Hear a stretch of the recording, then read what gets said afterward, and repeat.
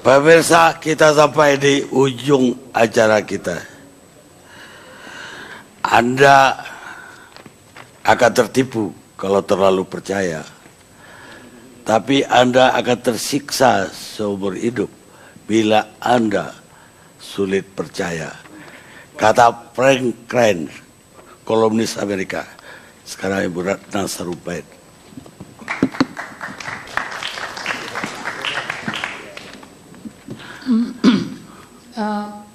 Pemerintah, ya, pemerintahan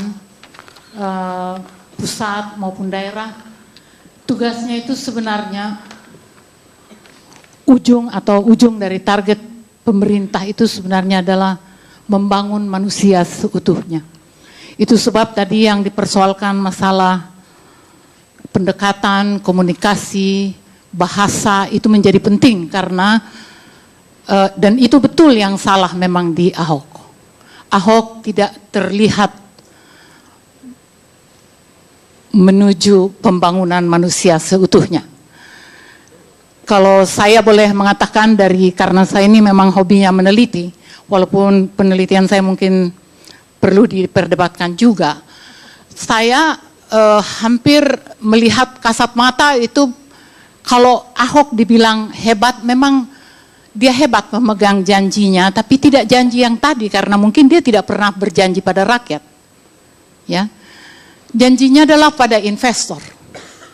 Pembangunan yang kita lihat itu investor, for the sake of investor sebenarnya dia rela rakyat mau kayak apa kayak. Itu sebenarnya bentuk kemarahan saya pertama kali sama Ahok. Yang marah betul. Sebelumnya saya udah pernah marah waktu dia ribut-ribut soal hubungan kurban yang menurut saya sok tahu. Tapi masalah kampung pulau dan yang terakhir Kalijodo itu tetap menurut saya itu keangkuhan seorang penguasa.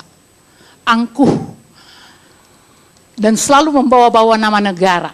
Negara itu tidak ada tanpa rakyat. Itu harus diingat oleh seorang pemimpin. Dan itu betul yang tidak ada pada Ahok. Bahwa apakah secara keterampilan dia jago, ya tentu saja ada. Tapi inti dari seorang pemimpin kan membangun manusia. Kalau rakyat saja sudah takut sama dia bagaimana? Nah celakanya si Ahok ini didukung oleh begitu banyak media. Sehingga apa yang dia bikin seolah benar. Saya sedih luar biasa baca headline dari sebuah koran yang mungkin oplahnya terbesar di Republik ini. Mengatakan Kalijodo berjalan lancar, diapresiasi masyarakat. Lancar itu karena apa?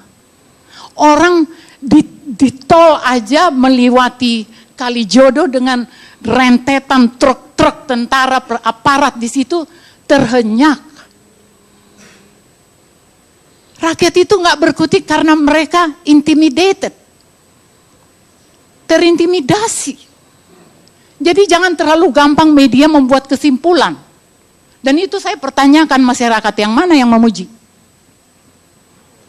Karena nggak ada yang protes Ratna Sarumpait gitu. Jangan gitulah. Marilah kita, Jakarta ini mau dibawa kemana sebenarnya? Kita mau jadikan Jakarta jadi Singapura atau jadi apa? Saya menangani masyarakat di Bukit Duri yang sampai sekarang juga ketakutan akan jadi apa yang terjadi pada mereka. Jadi jangan dibilang rakyat semua orang suka, enggak juga. Tentang apa nih tadi? Politik ya, pendekatan independen. Saya barangkali orang yang setuju dengan independen karena saya termasuk yang memperjuangkan itu pada saat memang partai yang bahkan sampai hari ini juga masih seperti itu, memang sulit menunjukkan pada rakyat bahwa partai politik memihak pada rakyat. Aku setuju dengan independen. Tapi independennya yang seperti apa? Kami dulu mendorong independen itu dengan integritas, dengan perjuangan. Orang yang kalau ada orang misalnya kayak Faisal Basri, kita udah dukung-dukung, misalnya kedengaran, ini orang ada kasus korupsi, kita yang duluan marah. Jadi saya menghimbau para pendukung, siapapun mendukung siapa, aku akan tetap seperti ini. Siapapun dari calon nanti mau mereka di lawannya Ahok sekarang atau Ahok, akan tetap saya persoalkan kalau dia korupsi. Akan tetap saya persoalkan. Jadi jangan kita karena udah membangun ini, udah membuat ini, korupsi jadi nggak penting.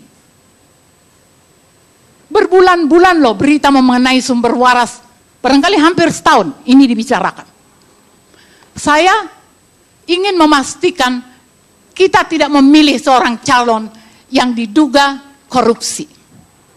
Dan aku minta tolong pada semua yang mendukung Ahok, untuk kalian yang lebih dulu, tanya Ahok. Saya punya bahan, saya punya materi, tapi karena hari ini bukan itu temanya, saya punya materi, bahan-bahan, bukti-bukti yang memastikan pada diri saya bahwa Ahok ini memang korupsi di sumber waras dengan keyakinan 99%. Itu yang saya ingin lakukan, dan saya tidak pernah bicara kasar menyampaikan pikiran saya. Saya keras, saya tegas, saya ucapkan itu di media sosial. Lalu yang saya terima dari siapa ini, saya nggak tahu siapa yang buat ini, adalah seperti ini, fitnah. Ini akan saya persoalkan. Saya nggak tahu ini siapa yang bikin, tapi di sini Ratna Sarumpait kalau Ahok maju, apa? Saya nggak pernah diwawancara soal independen atau tidak independen. Saya memang lagi sibuk menggerakkan gerakan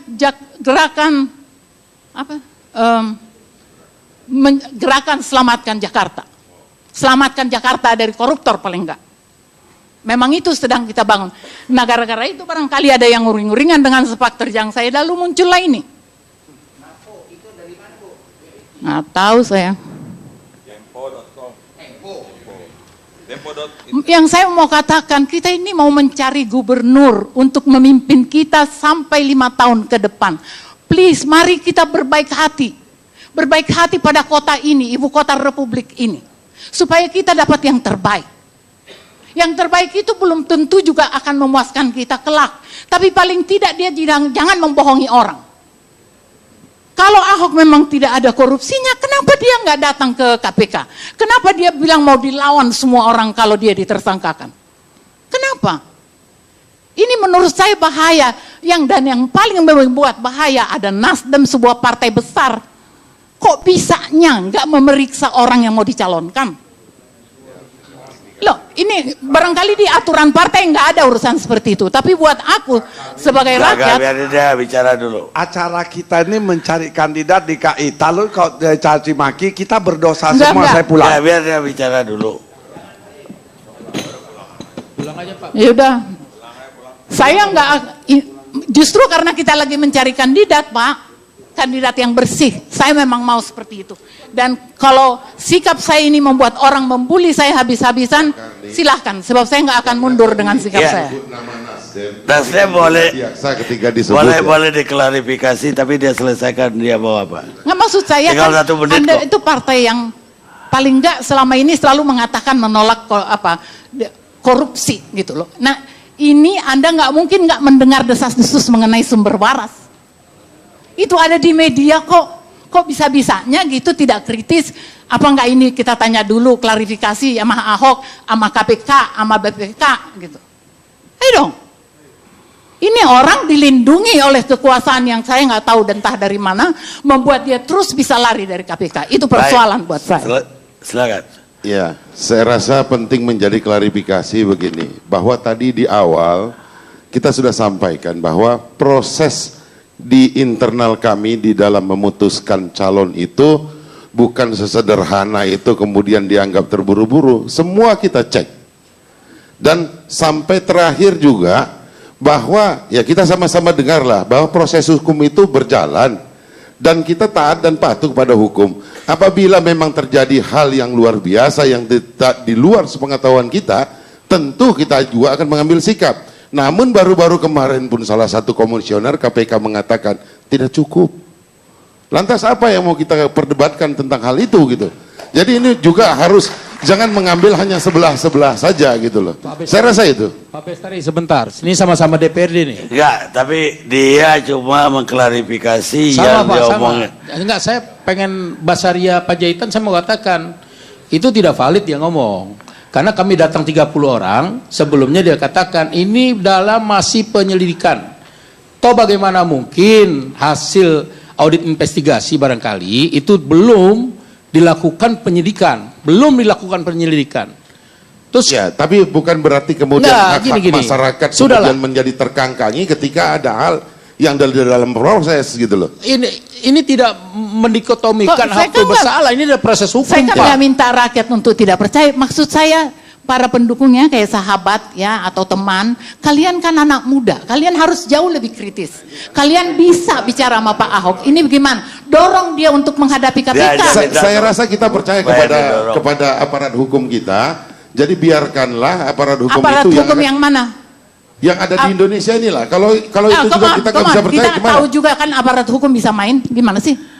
Ya, kalau dibilang Yang gitulah. dikatakan aparat hukum bisa main, kalau semua bangsa Ya, ini jangan- kita ya, curigai, kalau kita bicara hukum, institusi jangan negara ini kita dipolitisasi curigai, lah. Saya kira- ini kita yang sakit Nggak, nantinya. jangan gitu. dipolitisasi. Hukum is hukum. Ibu Nanda.